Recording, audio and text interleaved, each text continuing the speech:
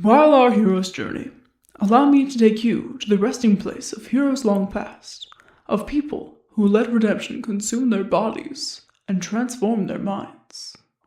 This is the realm of redemption, a place of light where the Olte watch over their descendants and those they left behind. Each Oltek, an ascended soul, has an imperceivable body. They are made of soft light. Perhaps they are shaped like a human. Perhaps their resemblance is more of a mockery. Their eyes and mouths, their only distinctive features, emit a cool white glow that offsets the rest of their body.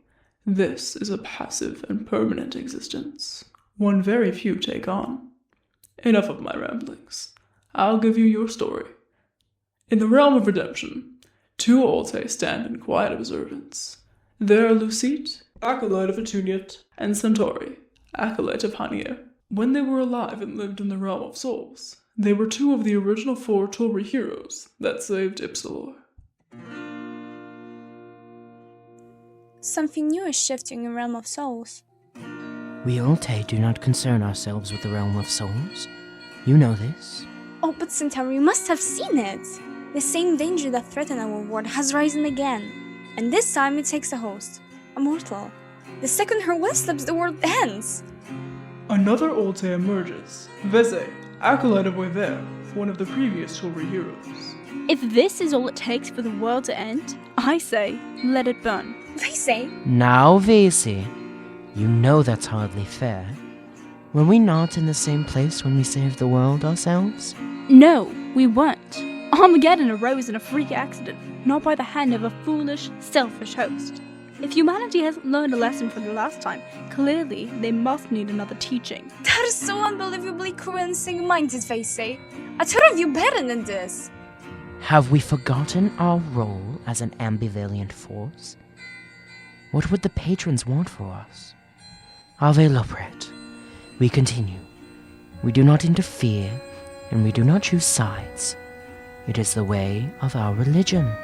From a smoky light, another figure appears. MIRA, ACOLYTE of AESKÉTU, the original hero who created the Band of Redemption and sealed away Armageddon. Centauri is right. Our job is to take a passive, neutral role. It is not our job to interfere. Besides, we do not know the physical toll such an action may take. You always side with them! Perhaps it is because Centauri is sensible. The two of you let emotion get to your head. You act like mortals. We leave these ways behind us. Fine. MIRA and Centauri nod and walk away, light chatter between them as they drift into a cloud of light. What can you say? Horrible parasite, idiotic host? Seems simple enough. That idiotic host you're referring to is my wife, thank you. How can you speak so ill of her when you refuse to call her by her name? KARST WYNRIC, the oddity and former husband of Agnes WYNRIC before he mysteriously ascended. No one knows how he reached the realm of redemption, and he refuses to share. Even in his non-geometric shape, he appears angry.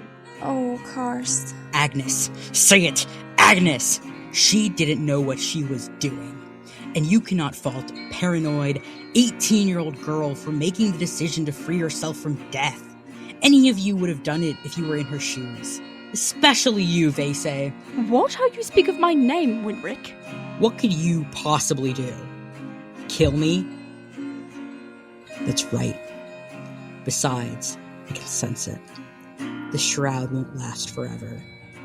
Do the rest of you not see? Heroes have risen.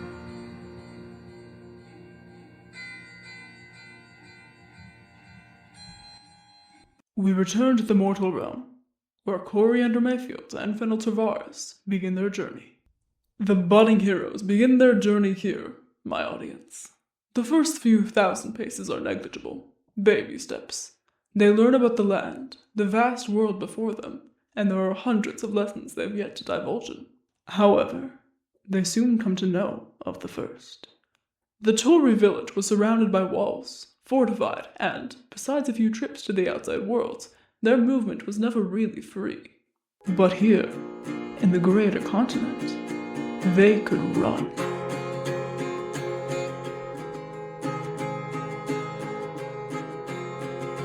Woo! Yeah! They race through the shining fields, dew flying through the air with every footstep. The pair whoops and hollers, shouting into the sarconic sky. Birds with fluttering wingtips flit alongside them as the young hero embraces the world with open arms. This is a sight to behold. What a sight indeed! Soon, their speed catches up to them, and Coriander and Fennel tumble to the ground. Chests still heaving and eyes blazing, they stare up at the sky. Fennel bounces to her feet and extends a hand to assist Coriander. By the aid of Fennel's strength, Coriander stands and looks around. It's so vast. These meadows seem to roll on forever. Oh, I never could have imagined anything like this, Coriander. Coriander's ears prick up as he hears a distinct chittering. Do you hear that? A small creature bounds past Coriander, canine resembling, with fire orange fur, opaque and beady purple eyes, and its turquoise tongue flapping as it runs. Fennel's eyes light up. Is that a Vulox? We never see those in the village. For good reason. They eat crops, don't they? But they're so friendly. Fennel's expression shifts, her stance readied like a beast hunting its prey. Her eyes lock on the bounding Vulox. Fennel, don't you dare. In a split second, Fennel goes running after the small creature, arms outstretched. The creature yelps and jumps, its fur puffing out, and it bounds away faster. Coriander scoffs and jogs after her, an exasperated expression pulling at his face. At last, Fennel catches up to the small creature, grabs it around the waist, and tackles it to the ground. She begins to pet the creature aggressively. As the little Vulox recognizes her as affectionate and begins to lick her face, Fennel's smile lights up. Coriander, with the stature of a lost child, observes the scene. Fennel, Fennel, for what purpose? Shut up, Cory. Let me enjoy myself. After a few more nuzzles from the Vulox, she turns her head and points forward. Look, it's a road. Indeed, a sandy road lies ahead of the pair, the faint silhouettes of merchants disappearing into the horizon. Oh, I guess there is. We want to reach Oakenhill, find the alchemist, right? Don't you think one of these roads might lead to him? The road's going eastward, after all. Fennel stands up, gently lifting the creature off of her. She pats Coriander on the shoulder. See? You should always listen to me. Fennel pats the Vulox on the head, a simple goodbye, and the creature bounds away. She walks towards the sandy road, her copper curls bouncing. Coriander stares after her, his gaze fixed. Maybe I should. Are you coming, Cory? Yes, coming.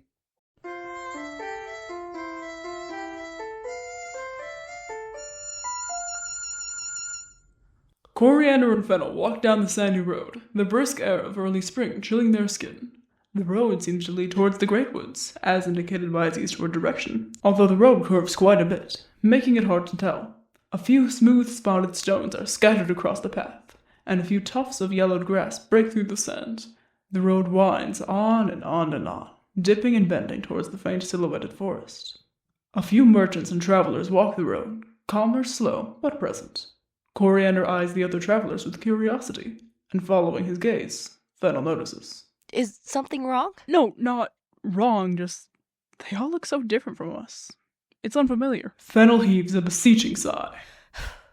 By ATUNYÉT, Coriander, other races exist. No, that's not what I meant. It's not a bad thing. To Coriander's credit, the pair of them only grew up around other Tory members.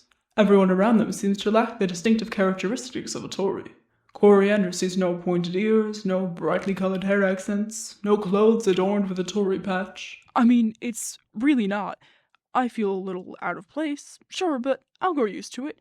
In fact, the variation is sort of interesting. Oh, Cory, please shut up. You're making it worse. What did I say? Never mind, sweetie. We need to find directions, make sure this road actually goes somewhere. What say I do the talking? You just keep heading forward. Stay on the road. Don't get yourself lost, all right? No, seriously, what did I say? All right, then. Fennel hurries up the road, merrily going person by person to ask for directions. When refused, as she often is, she turns away, affronted, and moves to the next. Meanwhile, a light-haired man comes racing down the road, eyes frantically searching as he shouts a question at every passerby. Has anyone seen my necklace? Please, anyone? Most people on the road avoid him. They have places to be, after all. But Coriander stops him. The man slows down, taking a few deep breaths. Oh, hi. Hello.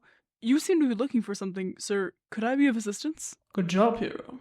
A true hero never turns down a hard request. I'm looking for a necklace. It's gold with a blue crystal. I don't know what it's called. It was for my wife. She doesn't really have much, and I wanted to get her something nice, but I must have dropped it somewhere. I'd hate to think someone stole it. No worries. Stay right here, okay? I'll find it for you. Oh, thank you, sir. Coriander, you know the routine. This is a quest, and it's your responsibility to complete it safely and efficiently. After acceptance, this is the second part of your quest, the journey. In this case, it's your search. Although it may be tedious, you'll traverse the land until you find your target item. Righto. Coriander races around to find the necklace, searching every sandy nook and cranny. When searching the path soon proved futile, the hero, who had been given explicit instructions not to leave the road, leaves the road and searches in tufts of grass. He soon grows tired of his search. This is so futile. It's all just grass, more grass, a couple Vuloxes, and oh, did I mention grass? I urge you to look closer. Wait. In the mouth of a nearby red-haired Vulox lies the necklace. Dangling gently as the Vulox happily bounds, Coriander grunts and slowly walks towards the Vulox, making sure his footsteps are quiet and gentle, so as not to scare it off. That's it. It's okay, buddy. It's your friend Cory, right? Don't you want to give me that necklace right there? The Vulox bites down harder, taunting Coriander. The hero lets out an exasperated sigh through clenched, smiling teeth. I'd really appreciate it if you gave me that there necklace. This is the third part of your quest, hero, the challenge. You must overcome the obstacle to obtain the reward. What if I'm allergic to the obstacle? How do I put this in professional terms? Get over it. It seems like this friendly beast wants attention, after all. Ugh, fine. Coriander tentatively approaches the Vulox and pats its little head. In an instant, the Vulox drops the necklace and bounds into Coriander's arms, licking his face all over. No, get off me. Please get off. Oh, I don't want to hurt you. How do I? Coriander tries to set down the beast gently, not before receiving a few scratches. The Vulox sits patiently, and Coriander, necklace in hand and face coated with slobber, heads back to the waiting townsman. Oh, you found it! Thank goodness, I really thought I lost it for good. My wife's gonna be thrilled. It's my pleasure. Is your face alright, sir? In fact, Coriander can feel his face begin to puff up, his eyes watering and lips plumped. He scratches at his face. Minor mishap. Right, of course. Oh, I completely forgotten. Here's a small reward for your troubles. The man offers Coriander a small necklace, a golden chain embedded with green gemstones. Coriander eyes it with confusion. It's nothing large. I hope you'll forgive me. Just something to show my appreciation. Couldn't you have simply given this one to your wife instead? Yeah, I guess so. With that, the townsman nods his appreciation and continues on his way.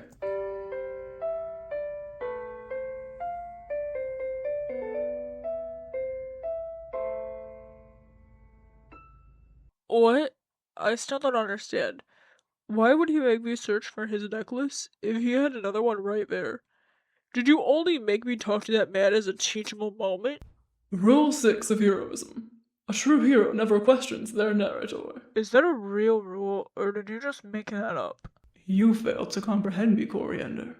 I made all of this up. The important thing to remember is the parts of a quest. The acceptance, the journey, the challenge, and the reward. Follow each of these steps, abide by the rules of heroism, and try to keep yourself and your party alive, and you may just seal away Armageddon. I digress. Fennel walks back towards the hero, returning from her escapade. She appears angry, her face stricken red. You know, of all the things I expected, I did not think these travelers would be so rude. It took 6 tries to finally get an answer. 6 tries! Wait, what happened to you? A minor mishap. Vulox, I think I'm allergic. The animals know to avoid the roads. Did you? Never mind. I heard a river rambling nearby. Shall we go rinse out your eyes, Cory? Please, I can feel them burning. Oh, you poor thing. Come on, let's get moving.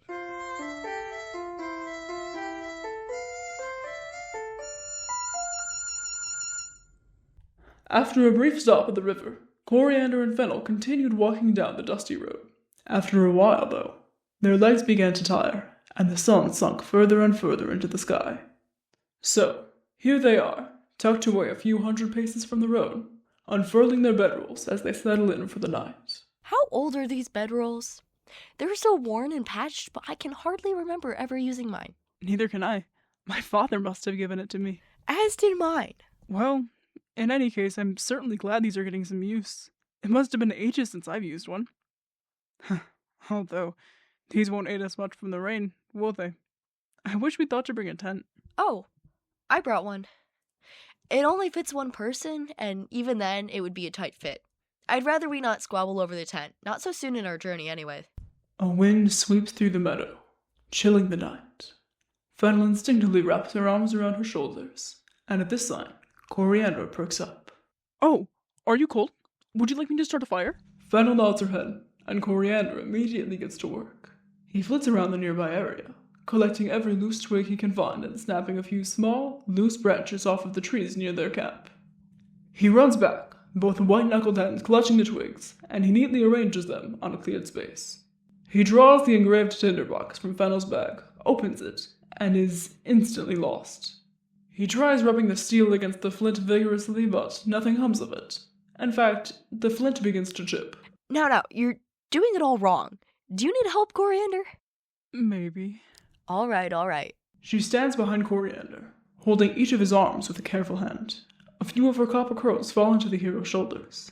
He blushes as he feels some of her weight pressed against his back. All right, you're going to take the cloth. Do you see it in the box? Yes. Take the cloth and position it between the two stones. Now, rub the flint against the striker. No, not that fast, only once, and hard. Put some effort into it. Here. Fennel pushes her strength into Coriander's arms, and finally, orange sparks fly off the flint and catch onto the cloth. The thin, papery white fabric is slowly set ablaze. Good, Cori. Now, throw it into the fire, quick, before it singes your hand. Coriander tosses the cloth onto the kindling and fans the flame. Before long, the wood catches, and the fire is lit. Well done, Coriander. Fennel nods, squeezes Coriander softly on the shoulders, then sits near him. I am starving. Me too. What is there to eat? I assume you brought rations. I can't imagine your mother sending you without them. I did. Mostly meat, a few vegetables. It's all salted to keep away the rot. I think she packed a few spices, too. Really? Is there any veal? Of course there's veal, Fennel. It's a staple of Tori cuisine. Oh, if only we had mushrooms, then we could make suchekpa. Suchepa is a savory dish of meat, typically veal, tossed with mushrooms and herbs, then mashed. It is a common comfort meal of the Tori tribe, given the general abundance of ingredients in the area. I don't think my Mina packed any. Oh. Coriander, would you kill me if I went foraging? Fennel, it's growing dark. It's dangerous. I wouldn't be out for long, I promise. And besides, there's not a soul around as far as the eye can see. I'll even bring your Mina's foraging handbook, just so I don't kill us both. If you insist. Yes! Thank you, Coriander. I'll be back within the hour. Fennel hurries off into the distance, guidebook in hand. Coriander stares after her wistfully as her dress flares in the wind. I'd hardly describe it as wistful. I would. Why does what you say matter so much? I am the narrator. Yes, we get it. She had better not spend too long out there. She'll make me worry. And why does she incite such worry in your heart? Your relationship has wavered strongly for the past 5 years. The time you spent together over the last 2 days is the most interaction you've had in the past decade. You would think your emotional bond had weakened. She's my only ally in this, and I'll say it, she's probably my closest friend, especially now. Don't fool me, Coriander. You spoke to COMFREY SYLPHINE more than Fennel back at the village. What does that have to do with anything? I care about her. Why does that deserve to be questioned? Are you getting at something, narrator? Ah, so we're going to address it. The reason Fennel is so adamantly and disproportionately worried over is because our hero has a big, gigantic, ooey-gooey, fuzzy-wuzzy crush on Fennel Torvaris. What? You heard me. Everyone did. It's natural, Coriander. Most of us experience young love at some time or another. Well, I don't. I can't. That's beside the point. You're in love, beautiful love, Coriander, and how can anyone blame you? I mean, just look at her. Up. Don't talk about her like that. Defensiveness, a classic trait. Stop this. This is not fun. I do not like this baseless, childish speculation. Don't we all love it? The hero and his damsel, childhood friends to passionate lovers. One of our favorite tropes. What's a trope? Never mind that, that's not important. The matter at hand is you and Fennel. Alright then. Firstly, no! Ugh! Second, even if I did, it's not like I'd have a chance with her. I mean, look at her, then look at me. You're not bad looking yourself, Coriander. Any woman would be lucky to have you. It's not just looks. She has a strength to her, a resilience, a capability that I don't. She was a socialite back at the village.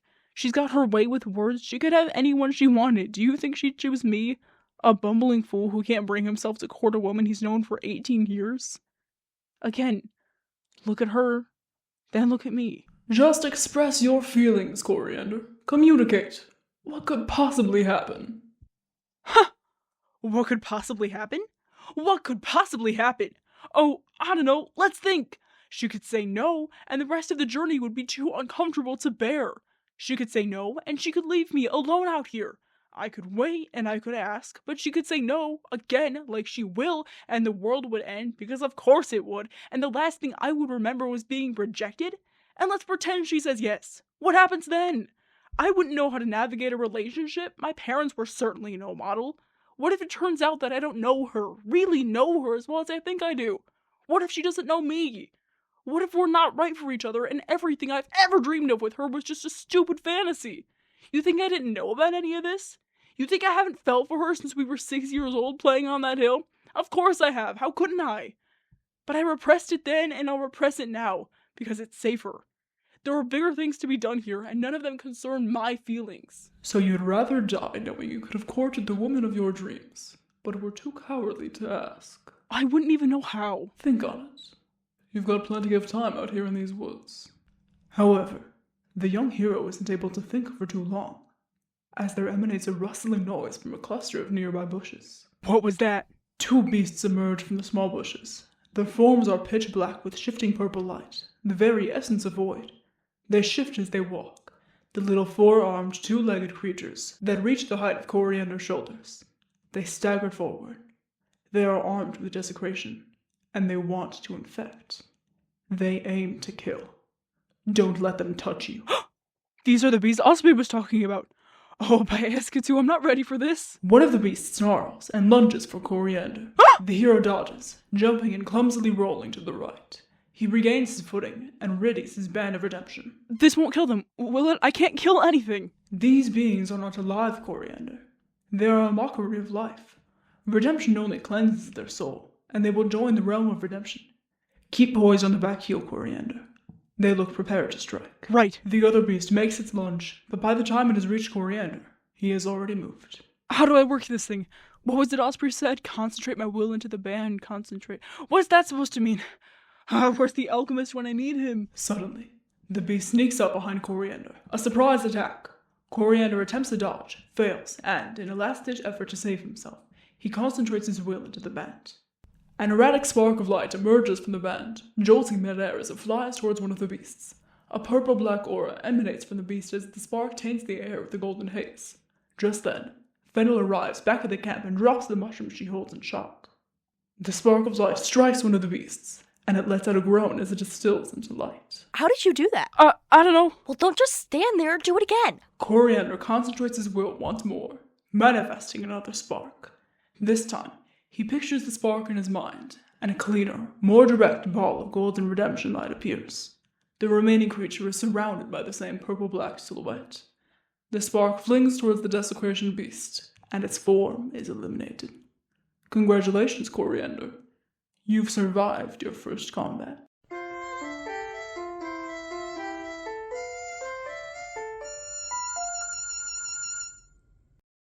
Fennel and Coriander sit by the fire, hands pulled towards the flames for warmth. Foraged mushrooms and a hearty slab of veal simmer atop the pot as the night winds down into a slow, steady hum of life. The meadow is still. So, these beasts really came from nowhere? They must have. I didn't get a good look at them. They were made of desecration, right? I think so. The details are blurry. I wish we had a place to write it all down. I saw a few blank pages in your mother's guidebook. We could take notes there? I brought ink. Fennel pulls a quill and a small vial of ink from her bag. She hands them to Coriander, and he begins to work. 4-armed, 2-legged, and about the height of my shoulder. The only ability they really had was their bare touch, easy enough to dodge. Finished. Thanks. She pockets the handbook. You look exhausted, Coriander. I'm fine, really. Oh, spare me. I see the circles under your eyes. Would food help? I can take the mushrooms off early. My appetite is long gone. Thanks, though. I mean it. I'll tell you what. I'll finish up supper and keep the fire going. You get to sleep, all right? No. I should keep watch, right? What say I wake you up in a few hours' time?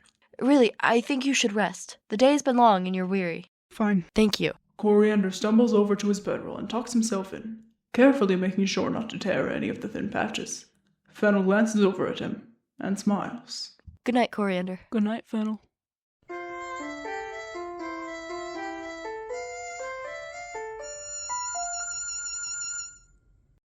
Meanwhile, in the Torvaris village, Comfrey SYLPHINE hurriedly dresses himself for his apprenticeship.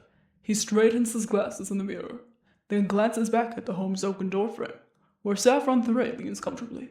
So you'll come with? Haven't you given up yet? Never. You'd love the thrill of it all. Trust me. Right. Well, if you ask me, I've had enough thrills for a lifetime. Nonsense. I... And please, spare me the whole I couldn't survive in the wilderness contention. You absolutely could. Well, maybe you couldn't. You're a bit frail, but together we could. And just imagine how well we could do with Coriander and Fennel. We would be the perfect party. You want to know the real reason I won't go with you? Saffron smiles condescendingly, tilting his chin upward. What might that be? I am but a simple career man. I'm training to be a politician scholar. It's my job to forge connections with the outside world, create new paths for our culture. This is a large responsibility, and I cannot abandon it. Right. You do realize that by exploring the world, you learn more about it? You can't learn everything behind a desk, writing letters. You need to see it all firsthand. I can learn plenty here. If you say so. Am I invited in yet? Comfrey reaches for a shirt, a white button-down with a ruffled collar, and begins to put it on. He glances over at Saffron and laughs. Of course not. Saffron shrugs and fully enters the home anyways, flinging himself onto the sofa and kicking his feet up, dirt-laden shoes and all. You're disgusting, THERIÉ. Shut up before I gag you. Threats of violence aren't going to get you very far. What if that's the reason I won't travel with the party? What if I feel unsafe around you? We both know that's not the real reason. Now come here. You buttoned it wrong. Comfrey walks towards his uninvited guest tentatively. Saffron stands up, undoes the thin shirt, and rebuttons it, taking great care to make sure it is perfectly aligned, his hands gently running against Comfrey's eyes as he works. Saffron smiles at Comfrey, then grabs him around the neck and tussles his hair. Hey! Stop that! Oh, now I'll have to fix my hair. I'll be late for work. Thank you very much, THERIÉ. Comfrey rushes to the mirror and tries to reposition his hair, groaning. Saffron laughs. See, this is exactly what I mean. The role of a politician scholar. Even the village itself. It's also restrictive. You have to modify yourself to their perfect image if you want acceptance. Out there, in the world, you aren't bound to those norms. You'll be a hero, SYLPHINE, no matter how you show yourself. So, enlighten me. Why won't I leave? What's the real reason? You're afraid. Ha! No, I'm not. Yes, you are. You're scared that you'll find yourself out there, really find yourself, and everything you felt and known before wasn't real. It was never you. But, of course, I'm probably wrong. You are. I'm only the village flirt, after all. No, you're the village imbecile. Right. But I think I know this. I think I've figured you out. No, you haven't. By HANÍER, where is my vest? Saffron peers around the house, notices a blue and gold vest, and hands it to Comfrey. He nods. Thank you. Saffron grins. Don't you see how helpful I am? You don't want to lose me once I leave. You should really come with. Right. If you want to leave the village so badly, you can get on that yourself. But you'll come with me? Comfrey shakes his head, but he smiles to himself. All right. I'll get you to crack. I'm late for work. No. This deserves more discussion. I am walking out the door, THERIÉ. All right. I suppose I'll just wait for you to return. I'll get him to crack. Comfrey and Saff, the traveling duo. We'll meet up with our comrades in no time.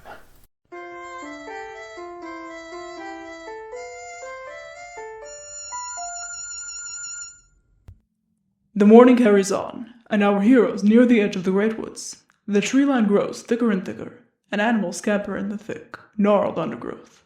Birds flit between the higher branches, their multicolored plumage radiant against the gray morning skies. Fennel, peering into the deep woods, taps her foot and turns to Coriander. Are you sure we should pass through these woods? We'd have no idea how to navigate them.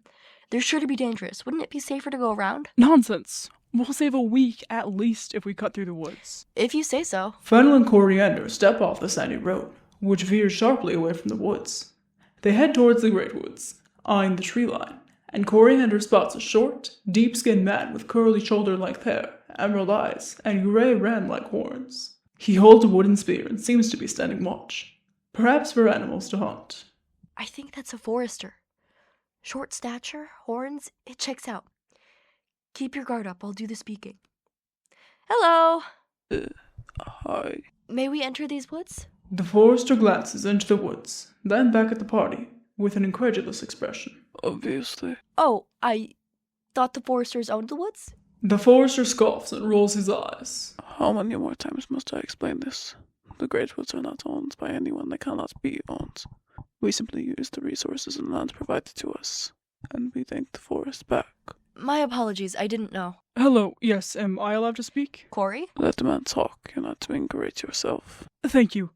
Your people respect these woods, right? He nods briskly. Only once. How can we respect the woods while we pass through? Do not damage the land or the wildlife. Take only what you need and leave the rest. Pass through with haste and high alert, although that may be more for your own safety. And a word of advice. Avoid the settlements. Now, if you'll excuse me, I should really get back to keeping watch. Much thanks, sir. Run along. Don't go too far astray. The woods are beautiful and mysterious, rays of light filtering through the budding canopy. The song of creatures, birds, and a distant river fills the air with meaning and purpose. The trees are still laden with buds, for the most part, but a few have already begun to develop leaves. This early spring forest is a gorgeous sight, one they could linger in forever. Fennel and Coriander begin to walk, taking in the scent of oak. Nearby, they notice a simple wooden house, its entrance strung with lanterns. Coriander eyes it with curiosity. Didn't that forester tell us not to go near the settlements? Hold on now, I sort of... Coriander takes a step forward, not realizing he's stepped onto a large, tight net of rope. The net constricts as it flies into the air, leaving Coriander hanging near the top of a tree. Coriander! The terrified hero looks around, regaining his bearings in his cage of net, and he glances at the trees around him. A face peers at him from the nearby tree, its mouth locked in a pearly smile. Its grin grows wider. Stupid travelers. So, here our hero hangs, strung up in a trap upon his first full day of travel. This was to be expected of him, was it not? Even still, will his journey be cut short? Was this trap set by a terrifyingly tactical foe, or was this only a simple misunderstanding? Who's to say? All will be revealed, of course. It merely takes patience. So long, my dear audience. Until next time.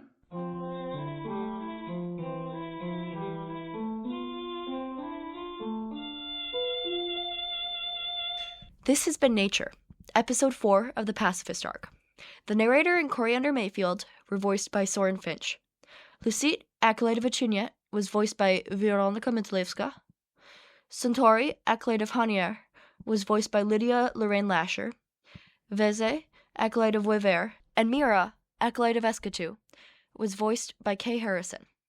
KARST WYNRIC was voiced by Atomic. Fennel Torvaris and the ending credits were voiced by Stella. SAFFRON THERIÉ was voiced by Gavin. SYLPHINE was voiced by Casey Jones, and Sable Caligari was voiced by Arlo Gabler. Follow us over on YouTube and Spotify at Systemic Theory so you don't miss an episode. If you're interested in joining an up-and-coming community server for the show, check out the description of this video or contact at SwingSetLovers on Discord for details. Sign up for the Patreon for upcoming bonus content and frequent newsletters. Got any questions about the show? Email us at systemictheoryofficial@gmail.com. On behalf of Soren himself and the rest of the Systemic Theory team, thank you for listening to the show. The best thing you can do to show your support is spread the word about systemic theory, and you should never trust a mockery of a merchant.